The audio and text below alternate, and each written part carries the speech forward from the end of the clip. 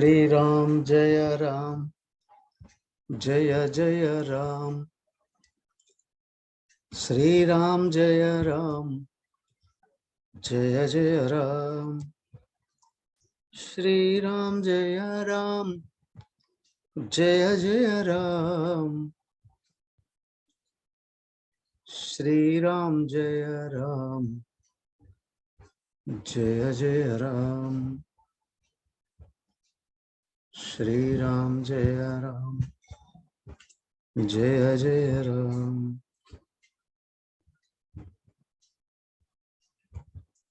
श्री राम जय राम जय जय राम। श्री राम जय राम जय जय राम। श्री राम जय राम जय जय राम। हरि ओम। ओम गुरुर्ब्रह्मा गुरुर्विष्णुः गुरुर्देवो महेश्वरः गुरुरेव परं ब्रह्म तस्मै श्री गुरवे नमः। ओम प्रपन्न पारिजाताय स्तोत्रवेत्रैकपाणये ज्ञानमुद्राय कृष्णाय गीतामृतदुहे नमः। हरि ओम।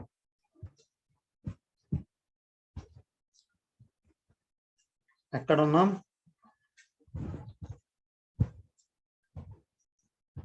6వ అధ్యాయంలో ఉన్నాం.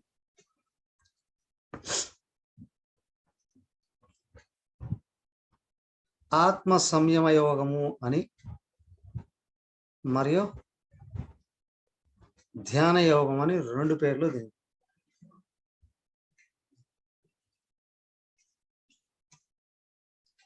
ఈ 2 పేర్లు ఎందుకు ఇచ్చారండి? 2 సబబుగానే ఉంటాయి. మొదటి సగమేమో మనసును ఎలాగా నిగ్రహించి మన దగ్గర ఉంచుకోవాలి అనేది చూపిస్తే, మిగతా సగమేమో నిగ్రహించబడిన దృష్టిని లక్ష్యమైన ఆత్మయందు ఎలాగా లయం చేయాలో నేర్పించారు.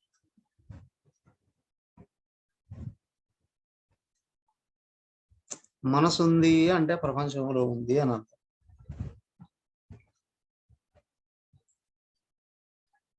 ముందు అలాంటి మనసును వెనక్కి తీయాలి. ఇప్పుడు బుద్ధిని లక్ష్యమైన ఆత్మను విచారణ చేసేటట్లు చేయాలి. ఆత్మ విచారణ చేస్తూ చేస్తూ చేస్తూ చేస్తూనే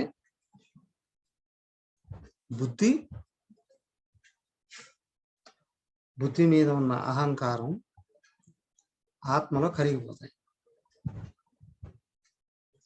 బుద్ధి సూక్ష్మమై విశాలమై దేహాత్మ భావాన్ని కరిగించేస్తాయి.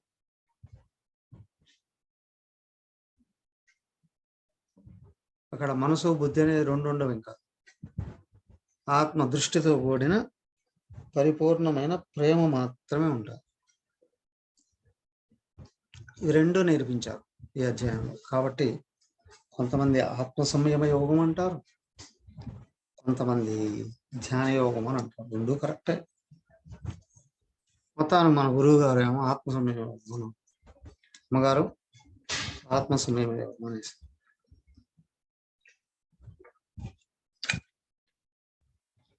సరే చూద్దాం. నిన్న చెప్పని వాళ్ళు ఎవరు? రామసుబ్బమ్మ గారు 6వ అధ్యాయం గురించి సారాంశం మీ మాటల్లో. హరివంశ స్వామీజీ. అమ్మా,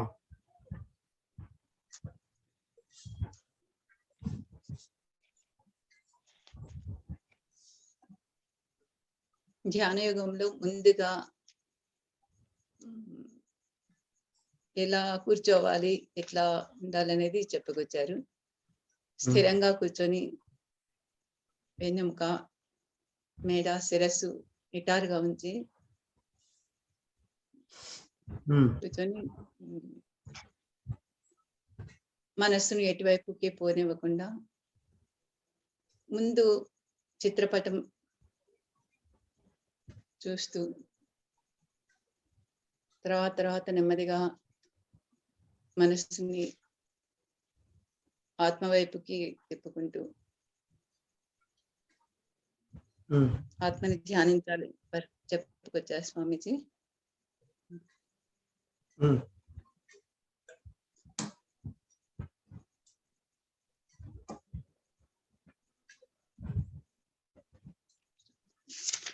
అంతేనా?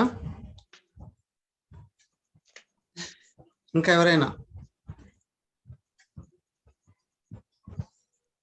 మీ ఇష్టం, ఎవరైనా చెప్పచ్చు.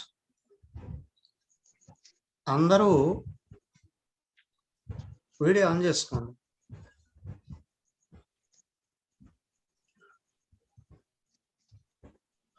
వీలైన వాళ్ళందరూ వీడియో ఆన్ చేసుకోండి.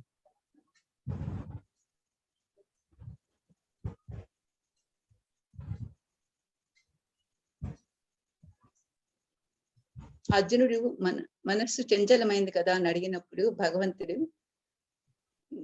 అభ్యాస యోగంతో తర్వాత వైరాగ్యంతో మనసు నిగ్రహించవచ్చు అని చెప్పుకొచ్చారు. ఈ అభ్యాసం వైరాగ్యం అంటే ఏంటో 2 మాటలు చెప్తారా?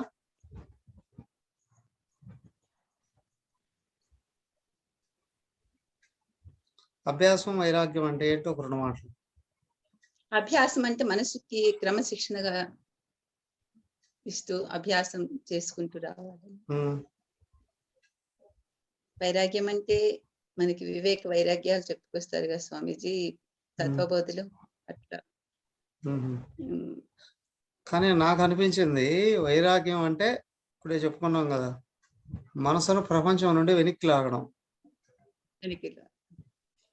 అభ్యాసం అంటే ఆత్మభావాన్ని నిలబెట్టడము అని నాకు అనిపించింది. అంతే ఉంటుంది. మాకే వస్తుంది. ఈ క్రమశిక్షణ అనేటువంటిది అది ముందే వెళ్ళిపోయింటుంది. ధ్యానం చేసుకోవాలి అనుకున్నట్టు వాడు క్రమశిక్షణ తప్పడు. నియమావళి అనేటువంటిది కూడా, అంటే అర్హతను సంపాదించుకోవడం అనేది కూడా మొదటి 10 శ్లోకాల్లో చెప్పేశారు. ధ్యానానికి అర్హత ఏంటి అనేది మొదటి 10 శ్లోకాల్లో, 6వ అధ్యాయం మొదటి 10 శ్లోకాల్లో చెప్పేశారు. ఈ అధ్యాయం గురించి ఇంకా ఎవరైనా ఏమైనా చెప్తారా?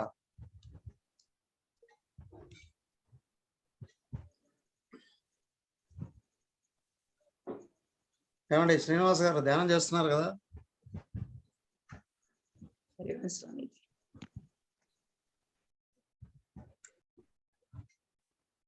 బాహ్య విషయాల నుంచి మనసును వెనక్కి లాగి ఆత్మ వైపు తిప్పడం. ఓకే, అదే మొత్తం మీద ఇంకా అంటే ఇంతవరకు చెప్పని విషయాలు ఏమైనా?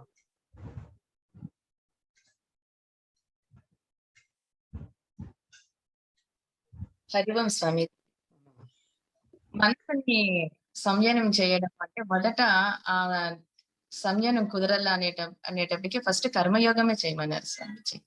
మామూలు కర్మయోగం అంటే ఈ పూజలు యుద్ధాలు అది కాకుండా నిష్కామ కర్మయోగంతో చేసి అది సాధించిన తర్వాతనే అతడు యోగారూఢుడు అవుతాడు. అంటే యోగారూఢుడు అంటే ఈ ధ్యాన స్థితికి అర్హుడవుతాడు. నిష్కామ కర్మయోగాన్ని శ్లోకాస్ ని కోట్ చేయగలరా?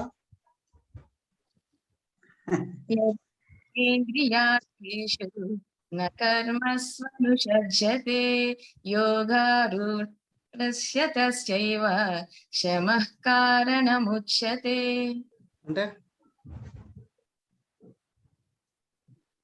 ఇంద్రియాన్ని అదే సమధమాలని ఫస్ట్ నిగ్రహించుకోవాలంటే దానికి ఆ కర్మయోగంలో అతడు ఒక అర్హత పట్టు సాధించిన తర్వాత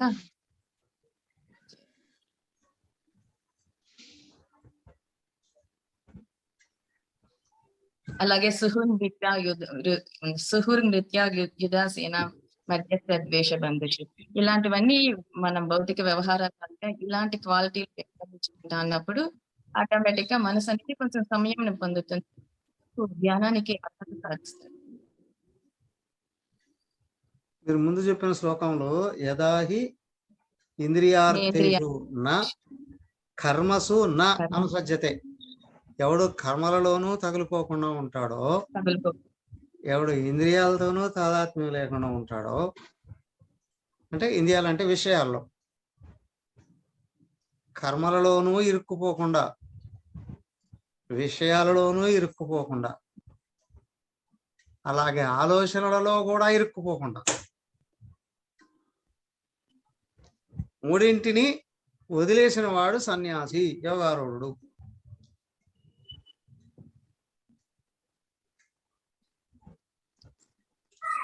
ముందే వచ్చేస్తుంది. అయితే ఇక్కడ చెప్పారు దాని తర్వాత శ్లోకాల్లో ముందుది కూడా ఆరురుక్షోర్ మునేర్ యోగం కర్మకారణం వచ్చేదే యోగారూఢస్య తస్యైవ శ్రమకారణం వచ్చేది.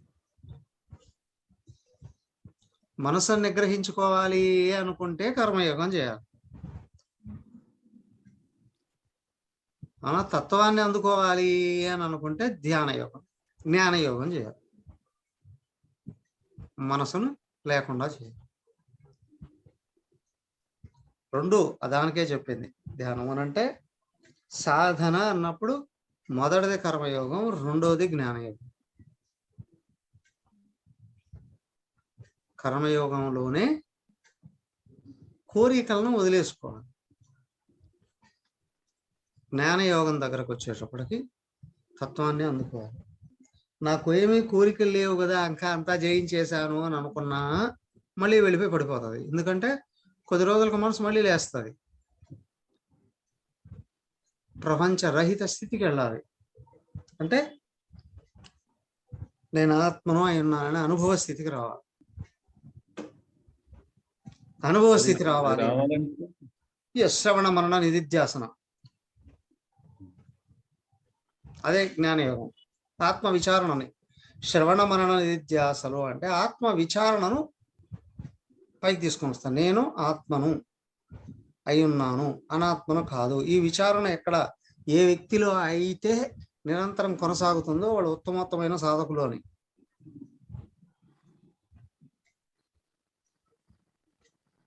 సో దానికి కూడా నిత్య వస్తు విచారణ కావాలి. అదే కదా వివేకం, అదే జ్ఞానం. అదంతా ముందు రావాలి, దానికి ముందు చెప్పేసింది. అంటే ఇప్పుడు చూడండి, మనసును దిగజార్చుకోవద్దు, మనసును నిగ్రహించుకోండి అన్న. మనసుగా జారిపోతే అదే నీకు శత్రువు అవుతుంది, మనసు నిగ్రహించబడితే అదే మిత్రువు అవుతుంది అని కూడా చెప్పారు. దాని తర్వాత 7-8 శ్లోకాల్లో అర్హతనంతా చెప్పేశారు. జితాత్మన అంటే శరీరాన్ని గ్రహించుకోవడం, ప్రశాంతస్య మనశ్శాంతించడం, పరమాత్మ సమాహిత ఆత్మను ఎప్పుడు గుర్తిస్తూ ఉండగలగడం, అంటే దైవానికి దగ్గరగా ఉన్నట్టు గుర్తించడం. సో దాంట్లో ముఖ్యంగా చెదిరిపోయేది ఏంటంటే ద్వంద్వాలు, శీతోష్ణాలు, సుఖదుఖాలు, మానవమానాలు. వీటిల్లో పడిపోకండి, అవి కోరుకోకండి అని. తర్వాత జ్ఞాన విజ్ఞాన తృప్తాత్మ,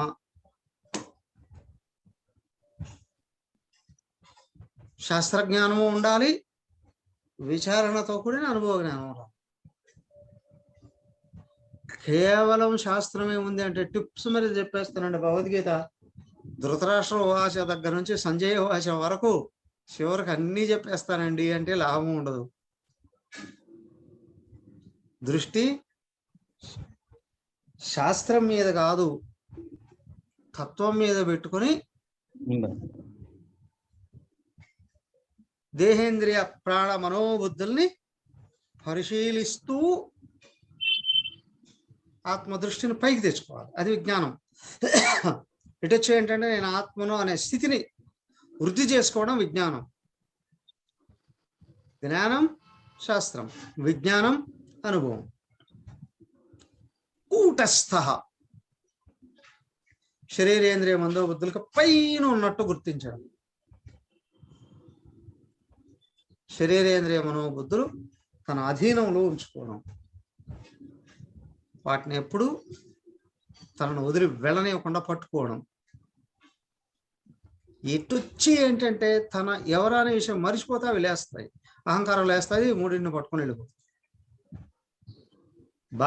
దానికి ద్వంద్వాలు అని చెప్పింది. మానం, అవమానం, ఇతరులు పొగిడినప్పుడు పొంగిపోకూడదు, తెగిడినప్పుడు కృంగిపోకూడదు. సుఖం దుఃఖం, ఫలాలు అనుకూలంగా వస్తే సుఖం, వ్యతిరేకంగా వస్తే దుఃఖం. వ్యక్తులు కావచ్చు, వాతావరణం కావచ్చు, వ్యతిరేకంగా ఉంటే దుఃఖం, అనుకూలంగా ఉంటే సుఖం. సార్లు చెప్పినా ఇప్పుడే చేస్తారు. అమ్మా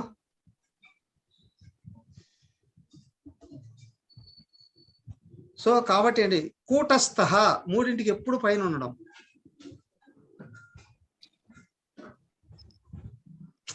ఇది సాధన మూర్ఖత్వంతో కూడింది కాదు. నేను సాధన చేస్తున్నానండి, నేను ఉదయం 4 గంటలకి చల్లీళ్ళే స్నానం చేస్తా. నీకు ఆరోగ్యానికి పడనప్పుడు చల్లీళ్ళే చేస్తే గిజగిజగిజగా ఉడుకుతావు. వణుకుతూ పూజ చేస్తావేమో కానీ వణుకుతూ ధ్యానం చేయలేవు, వణుకుతూ శాస్త్రాన్ని అధ్యయనం చేయలేవు, వణుకుతూ మనసును నిగ్రహించలేవు. వేసవకాలం వచ్చింది, మండిపోతూ ఉంది. నేను ఏసీ వేసుకోనండి, సుఖాలకు లోనైపోతాం. ఫ్యాన్ కూడా వేసుకోనండి, సుఖాలకు లోనైపోతాం. గజ గజ గజ గజ గజ ఏమవుతుంది, వాళ్ళంతా చెమటలు కారుతూ బిగుచుకుపోతాడు. లోపల ఎనర్జీ ఏమి ఉండదు, తత్వాన్ని గుర్తుపెట్టుకునే అవకాశం ఉంది. సో ప్రకృతిని అనుకూలంగా మార్చుకోవడాన్ని శీతోష్ణాలు అని, ఇష్టాయిష్టాలు రానివ్వకుండా సుఖదుఖాలని కంట్రోల్ చేసుకోవడం, బయట నుండి మానవమానాలు వచ్చినప్పటికీ కూడా లక్ష్యమైన ఆత్మను మర్చిపోకుండా నిగ్రహించుకోవడం. దృష్టి లక్ష్యం మీద పెడితే బయట నుంచి వచ్చి వెళ్ళిపోతాయి. ఆగమ అపాయిన అన్నాం, వస్తాయి పోతాయి, కానీ ఆ పోయే లోపల మనం పోకూడదు. అంటే మనం ఆత్మస్థితి నుండి జారిపోకూడదు. దానికే అన్నారు, అది కూటస్థ. సో కాబట్టి వెంటనే చెప్పారు విజితేంద్రియ అని. సో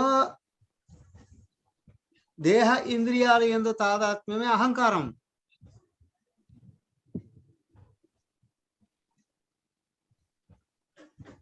వాటిని నిగ్రహించుకొని తనను తను గుర్తు పెట్టుకోవడమే కూటస్థ ఇంద్రియం. కూటస్థ విజితేంద్రియం. యుక్త ఇది ఉచ్యతే, యోగి ఇది ఉచ్యతే. అయితే వెంటనే చెప్పారు చూడండి, సమ లోష్టాశ్మ కాంచన. మట్టి రాయి బంగారాన్ని సమానంగా చూసేవాడు. అయితే పిచ్చోడో లేదో పిల్లవాడో అయి ఉంటాడు, బాలుడు అయి ఉంటాడు కదా. తేడా తెలియని వాడు కాదు ఇక్కడ, వాటిని కోరని వాడు, వాటి యందు ఆసక్తి లేనివాడు. సంపదలు, భోగాలు, అధికారాల యందు ఆసక్తి లేనివాడు.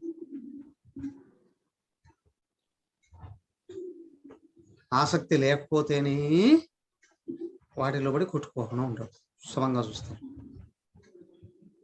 అది ఎట్లా పోతుందండి? ఎవరికైనా అస్సలు ఆసక్తి లేదు అంటే చెప్పాం కదా, పిల్లవాడని లేదా వాడని. మరి అభివృద్ధి చెందిన వాడిని ఎట్లా గుర్తిస్తామండి?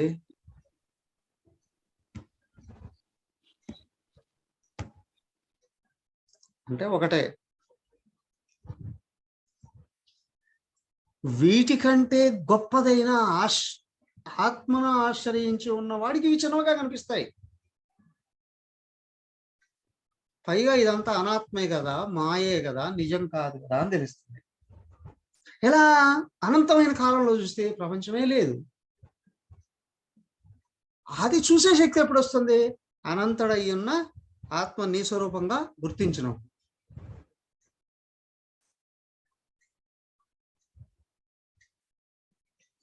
ఇదంతా ప్రిపరేషనే.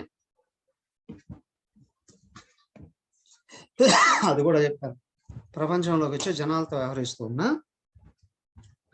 అందరినీ సమానంగానే భావించేలా పైకి కనిపించే ఉపాధులన్నీ నిజం కాదు మొదట చెప్పేసి, లోపల ఉన్న ఆత్మేమో అందరిలో ఒకటే అయింది. నీకు ఎవరితో ఏ సంబంధం అవసరం లేదు.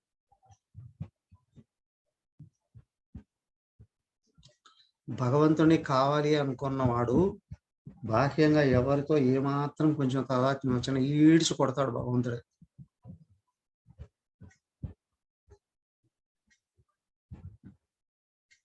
అయితే ఉండకూడదా? గుర్తించాలి అందరూ పరమాత్మే అయ్యున్నారు అని. సో ఇక్కడ దేశం ఉండదు. రెండోది, ఉపాధికి సంబంధించిన బాధ్యతలను ఎప్పుడూ నెగ్లెక్ట్ చేయదు.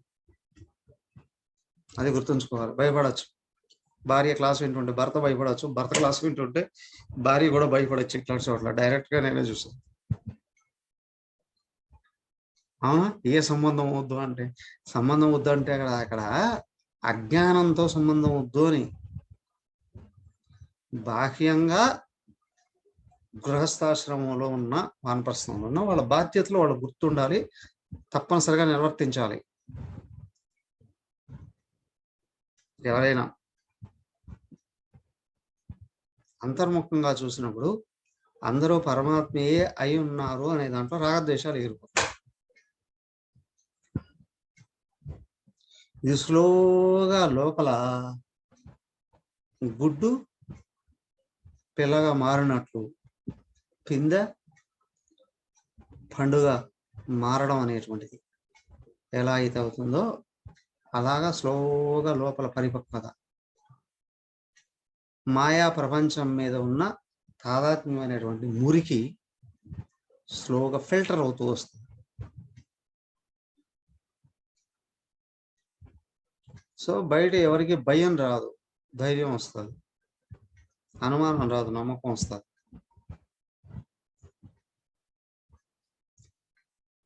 ద్వేషం రాకూడదు, ప్రేమ రావాలి.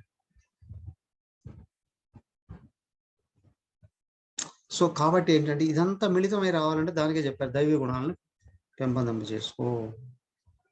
సో కాబట్టి ఏంటంటే ఎక్కడ దైవీ గుణాలు వస్తున్నాయి, ఇది అదే 7, 8, 2 శ్లోకాలు చెప్పాను.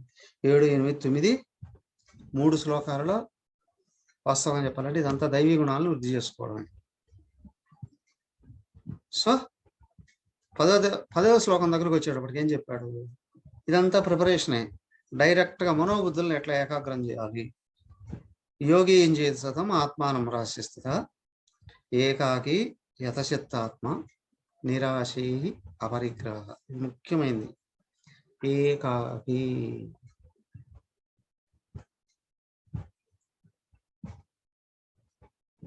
ఏకాకిలైపోయాలండి, నాకెవడు లేడలేదు కాదు ఇక్కడ. ప్రపంచం అంతా చూశానండి, అనుభవించాను, నాకు అవసరం లేదు ఇక్కడ.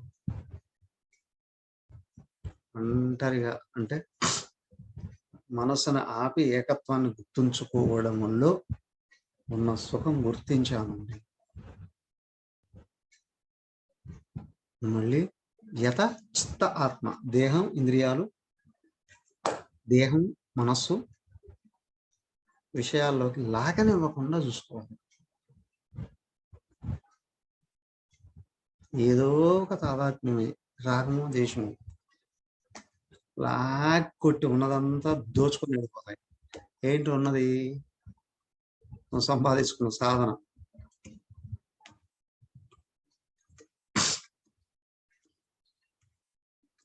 లోపల స్లోగా వృద్ధి కావాలి. నిరాశీ. నీ చేసే సాధనకు ఫలాలు వస్తాయా? ఫలం నువ్వే అయినాయా, భవిష్యత్తు వైపు చూడకు.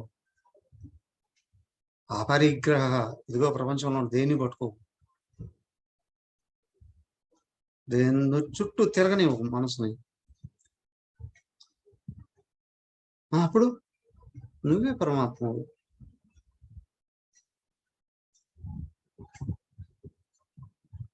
శాంతించిన మనస్సును చూసేది పరమాత్మయే.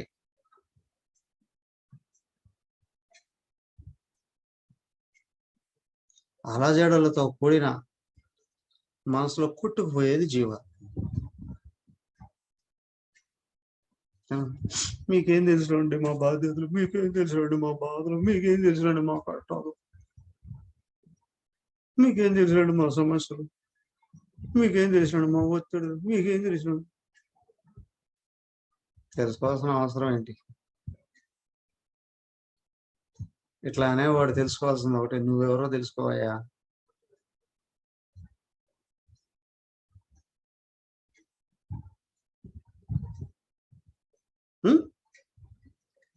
ఇదే ప్రిపరేషన్, మొదటి 10 శ్లోకాలు. తర్వాత 5 శ్లోకాలలో శరీరేంద్రియ మనోబుద్ధుల్ని. స్వామీజీ ఇది 6వ అధ్యాయము, ఇంకా అంటే లాస్ట్ కదా ధ్యానము. ఈ మధ్యలో ఇక్కడ పెట్టినప్పుడు సాధకుడు అందుకోగలుగుతాడు స్వామి? ఈ స్టేజ్ లో ఉన్న సాధకుడు ఇది అందుకోగలుగుతాడు అంటే అతనికి ఇంకా శ్రవణమన నిధిధ్యాసనలు కానీ జ్ఞానం కానీ ఇంకా ఉండే, కర్మ సన్యాసం అంటే కర్మ వరకే వచ్చినాడు కదా. గాంధీ గారు కర్మయోగంతోనే అందుకున్నాడు. తిలక మహాశయులు కర్మయోగమే భగవద్గీత అంతా అన్నాడు. అంటే కర్మయోగ ప్రాధాన్యతతో కూడినటువంటి సాధకులకి ఇంతవరకు చాలు. కానీ ఒకటి గమనించండి, మీరు అన్నట్టు ఇప్పుడే అందుకుంటారా అంటే తర్వాత మళ్ళీ 7వ అధ్యాయంలో తెలుసుకోండి అన్నారు. అర్థమైందా కదా? అయితే ఇక్కడికే సాధన అంతా చెప్పేశారా లేదా? 3వ అధ్యాయం కర్మయోగం, 4వ అధ్యాయం జ్ఞానయోగం, 5వ అధ్యాయం సన్యాస యోగం. అవునా? ఈ మూడింటిని సమన్వయం చేసి సాధన చేస్తే సాధన 6వ అధ్యాయంలో తత్వాన్ని అందుకోవడానికి.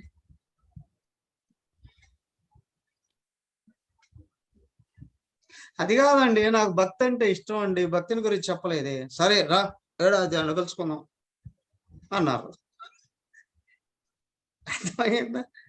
సో ఇక్కడ ఏంటి అంటే పరిపక్వుడైన హృదయం కలిగినటువంటి వాడికి ఇక్కడతోనే సాధన నిలబడుతుంది.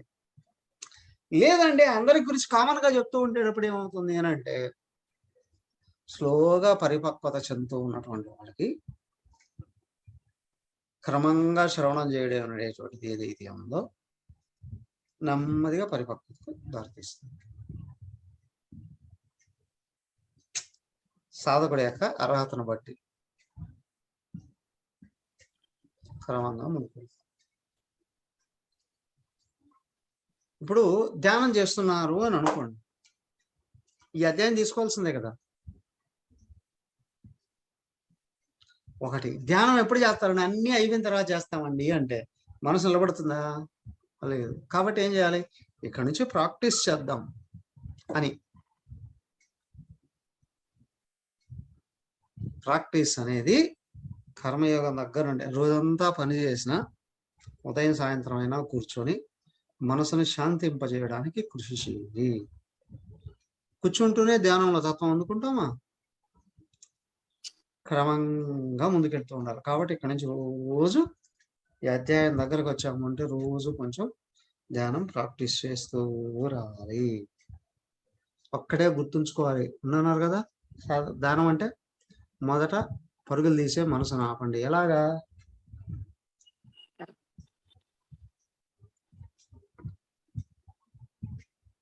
నువ్వు ఎక్కడ ఉన్నావో అక్కడ నిలబెట్టుకో.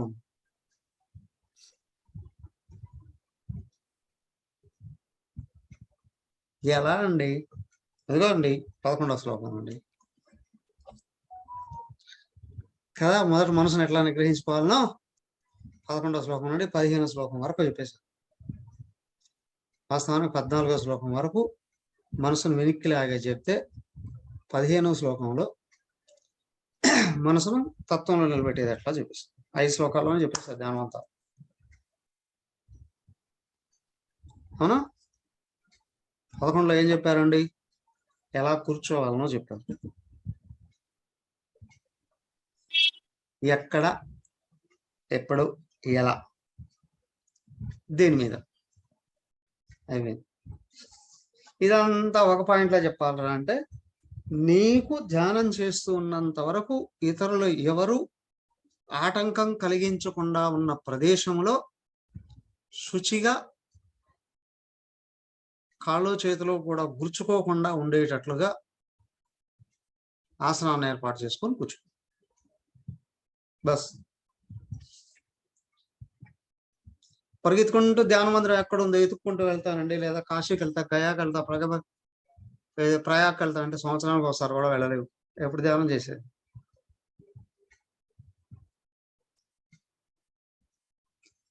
సో మీ ఇంట్లోనే ప్రాక్టీస్ చేయండి.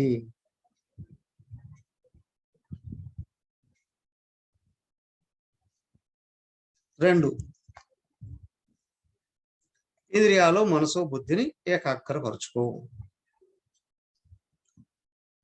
తత్ర ఏకాగ్రం మనకృత్వ యథచిత్తేంద్రియ క్రియ ఉపవిశ్యాసనేంజాత్ యోగమాత్మ విశుద్ధే. ఇంద్రియాలు శరీరాన్ని నిలబెట్టుకో, ఇంద్రియాలని నిగ్రహించుకో.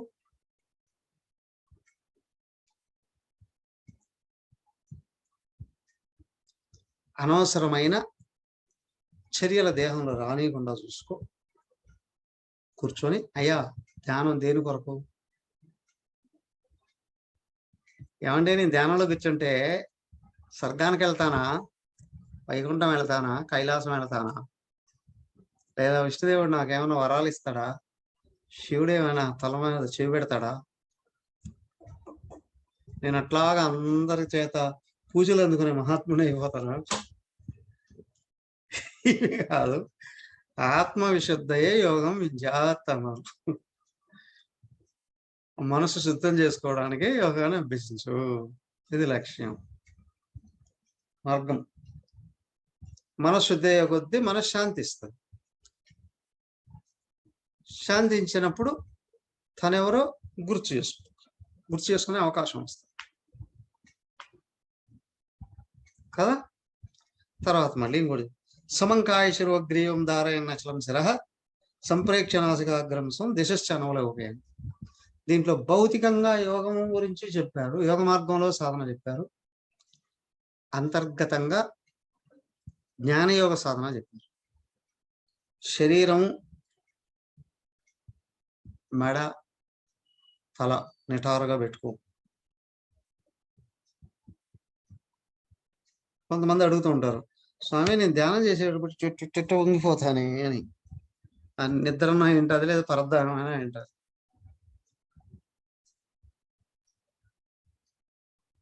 స్థిరంగా ఉండాలి. సో అలర్ట్గా ఉన్నావు, ప్రజెంట్లో ఉన్నాము అని. సమం కాయ శిరః గ్రీవం. శరీరం, మెడ, తల నిటారుగా ఉండాలి. ధారయాన్ని నిలబెట్టు. అచలం కాలనీ స్థిరః, స్థిరంగా ఉండు.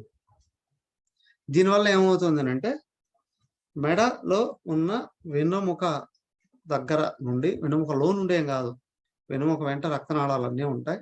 ఇప్పుడు తలలోకి రక్తనాళాలు ప్రవేశించడం ద్వారా రక్తం ఎక్కువగా అక్కడికి ప్రసరిస్తుంది. అప్పుడు మెదడు లో నుండే కదా బుద్ధి పనిచేసేది. బుద్ధితో సర్వ ఆలోచనలను నిగ్రహించి తత్వాన్ని చింతించే శక్తి వస్తుంది.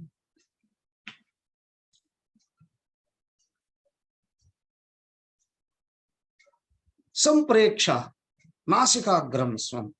దీంట్లో రెండు విషయాలను గుర్తించాలి. శరీరేంద్రియ మనోబుద్ధులు నిగ్రహించడం అనేది అన్నిట్లో చెప్తారు. ముఖ్యంగా నాసికాగ్రం. యోగ మార్గంలో ముక్కు చివర చూడవయ్యా. ఆయన ఎవరు అడిగారట, ఏమండి ఈ చివర ఆ చివర, ఏ చివర? శంకర్ల వారు చెప్తారు, ఏ చివర చేసినా అదే నీ కంట్లో నరాలు తెగిపోతాయి, జాగ్రత్త. దానికి ఆయన అన్నారు చివరగా చూసినట్లుగా అని. దానికి అమ్మగారు ఒక ఎక్స్ప్లెనేషన్ ఇచ్చారు. ముక్కు ఈ చివరి నుంచి చూస్తే నీ లక్ష్యం అక్కడ ఇష్టదైవమా లేకపోతే గురువు గారు, ఆయన పాదాలు కనిపించాలి. ఈ చివరగా చూస్తే అలాగా ఆయన యొక్క ముఖం కనిపించాలి. అలాగా నీకు ఇష్టమైన దైవము గురువు చిత్రపటాన్ని కూడా ఏర్పాటు చేసుకో, అలాగా చూడు అని. అది ఒకటి. ఇది భక్తి సాధన. యోగ సాధనలో దేహం మీదనే దృష్టి. మూడోది స్వం నాసికాగ్రం సంప్రేక్ష. స్వం తన యొక్క, నాసిక అగ్రం చివర. నాసిక అంటే నస్ అనే ధాతువు నుండి అతికించడం అని అర్థం. మీ అందరికీ తెలుసు, అమ్మవారి పూజలు వచ్చాయి అంటే ఓ చెంబో బిందు ఏదైనా పెట్టి దాని మీద ఒక కొబ్బరికాయ పెట్టి కళ్ళు ఏర్పడి ఇంత పసుపు ముద్ద తీసి ఇలా నొక్కేస్తాం, అతికిచ్చేస్తాం ముక్కులాగా. అతికించడం అని. ముఖంలో అన్ని పార్ట్లు లోపలికి ఉంటాయి, ముక్కు ఒకటే బయటకు ఉంటుంది కదా, ముక్కు ఇక్కడ అతుక్కున్నట్టుంటుంది. దానికే ప్రాపంచక విషయ ఆలోచనలన్నీ ఎక్కడైతే అతుక్కోనున్నాయో, ఏమంటే ఆలోచన మమ అహం, రెండే, నేను నాదో అనే ఆలోచనలు ఎక్కడ అతుక్కున్నాయి? అసలైన నేను దగ్గర అతుక్కున్నాయి. అవునా? దృష్టి ప్రపంచం మీదకి వస్తే ఆలోచనలు కదులుతాయి, దృష్టి ఆత్మ మీదకి వెళితే ఆలోచనలు పడిపోతాయి. అసలు నేను అనే దానికి, అవునా, ఆత్మకు అహంకారం, నేను అనే ఆలోచన, నేను అనే స్వరూపం దగ్గర నేను అనే ఆలోచన స్టార్ట్ అయిన తర్వాత మమ అనే ఆలోచన వస్తుంది.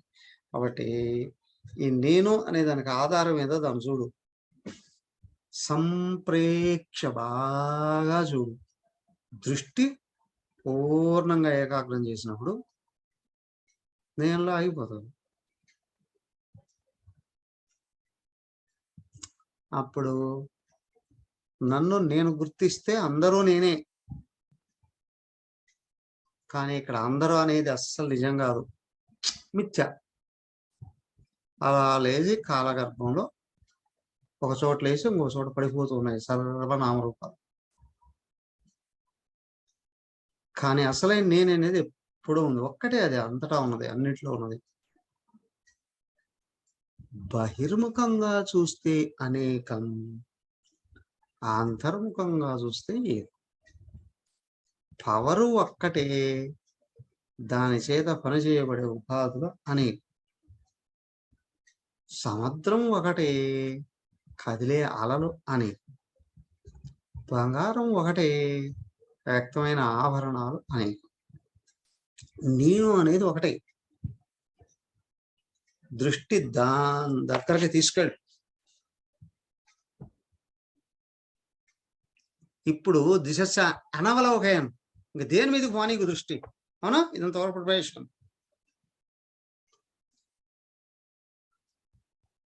కదా. మనసును వెనక్కి తీసుకొని మూలం దగ్గరికి తీసుకు